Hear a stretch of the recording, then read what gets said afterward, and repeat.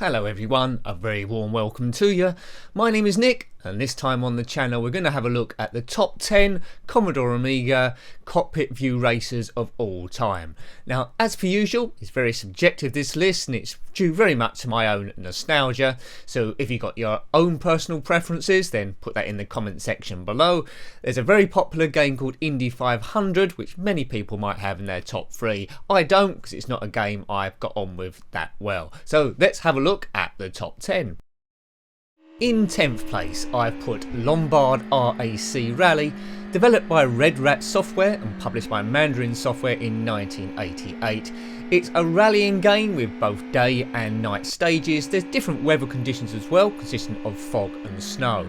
Now, what's unusual about this game is, although these are cockpit views, in this game, unusually, it seems like you're driving the whole thing from the back seat, which makes it a little bit weird, but it does enable you to see the co-pilot holding that map there, seeing what direction to go in, and sees you changing your gears. This is all manual gears in this game, but based on the Lombard RAC Rally in real life, there's all stages from the UK, which include glamorous locations such as Telford and Harrogate.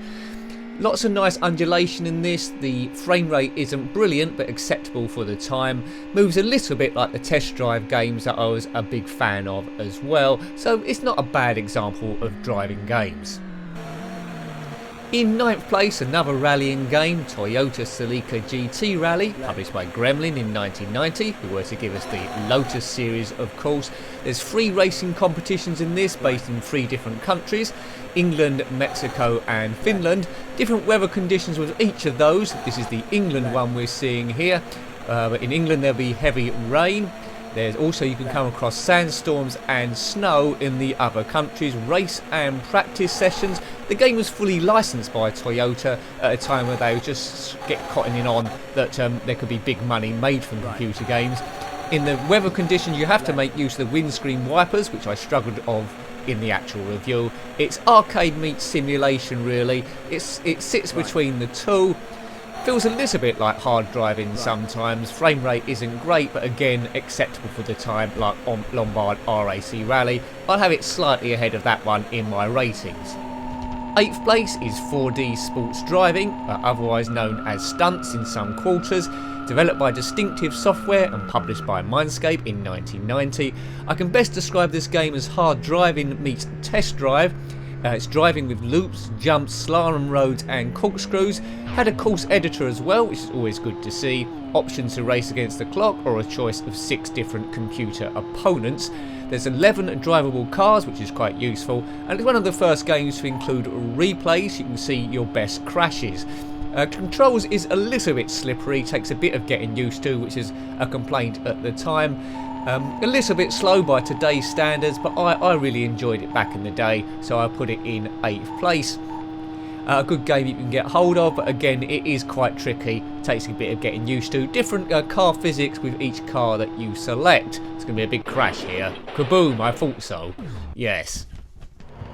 Now this is a classic. Number 7, I've put Test Drive, again developed by Distinctive Software and published by Accolade in 1987.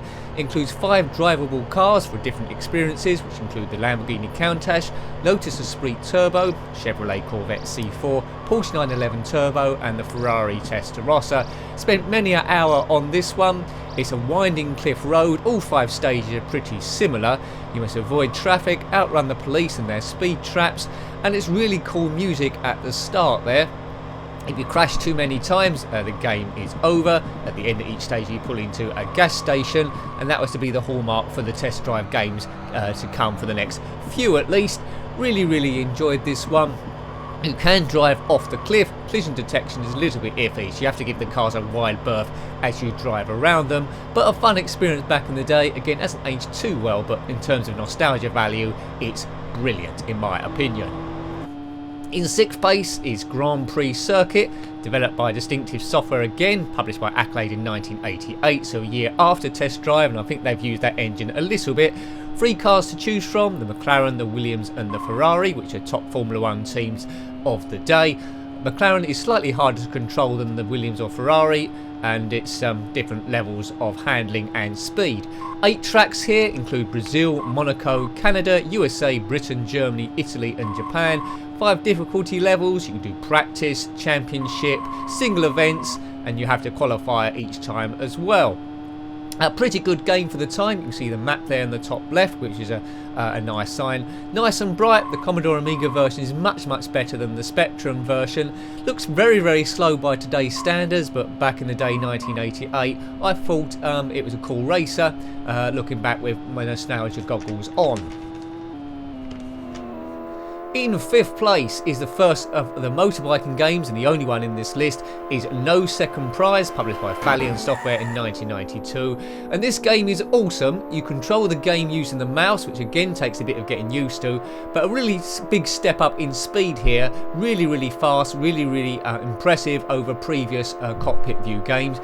You can control it with chase view as well, but it's a lot easier in cockpit view, so I've included it in this list. It's a classic game. You're against 5 other rivals. There's also some Sunday bikers out there, so if you lose contact with the rest of the pack, there's still some people to race against. It's addictive. Once you get used to the controls, there's a full championship to get round. The secret about being good at this game is judging the speed to go round the corners. Once you do, you'll be playing this over and over, and the sound as you pass the bikes is absolutely amazing. If you can get hold of this game, I fully recommend it. An absolutely awesome and pleasant experience. And in 4th place, another really fast game, Formula 1 orientated. It's Vroom, developed by Lankhor and published by Ubisoft in 1992. Can select arcade or simulation. There's a data disc you could buy as well for 6 additional tracks, so you only had 6 on the original disc. Training, single, full race seasons. The tracks get a bit narrower as you go through. There's working mirrors to see cars behind you, and this really tests your reflexes here. Takes a bit of practice to get any good with this game, but look at this, absolutely thrilling experience. Has pit stops as well. You'll be coming back to this for more and more. A very good game. A lot of people will have this in their top 3, maybe placed at number 1. You'll spend a lot of your time initially crashing into things and posts, losing wheels and getting damaged, but well worth the perseverance. If you can get hold of Vroom and its data disc, then I recommend to do so. Different backgrounds with each course, including weather balloons also. At number 3, a lot of people have it in first place, is Microprose Formula 1 Grand Prix, or World Circuit as it's known in the USA. Designed by the fantastic Jeff Crammond and published by Microprose in 1992. Consists of 16 races from the full championship of 1991. Had no official Formula 1 licence. You won't see the official Formula 1 names here, but they did include the proper helmets and an editor, so you can edit the fictitious characters back down to the proper teams as it's supposed to be. The cars can take realistic damage. There's driver aids as well to get you into the race. Announcements throughout the race as well, saying who the fastest lap's been done by, any retirements. Replays also, multiple angles, and this is the first game I'm aware to actually feature realistic flags. With the yellow flag waves you have to slow down, red flag is the end of the race, and you can get black flagged if you are deemed to be a dangerous driver. Many a day spent on this. Runs quicker than on an A1200. In second place, a lot of people won't have this one as high up, is Test Drive 2 the Joule, developed by Distinctive Software and published by Accolade in 1989. You can take control of a Porsche 959 or a Ferrari F40, and as the name suggests, the Joule, you have to beat your opponent over different stages. A big step up over Test Drive because it's got different scenery, it is varied, but also as well, which makes this game great, which I have reviewed, is additional scenery discs you can buy, which consists of European Challenge and California Challenge. You have to complete each stage as quick as you can and awarded points. There's 2 car discs as well you can buy, the supercars and the muscle cars. And this is probably the game I spent the most on. Doesn't look too good by today's standards, but I thought it was absolutely awesome. At the end of each stage you have to pull up against the gas station. You get penalties for it when you crash. Again, there's options for race against the clock or the AI. Avoid all the traffic and beat your computer opponent.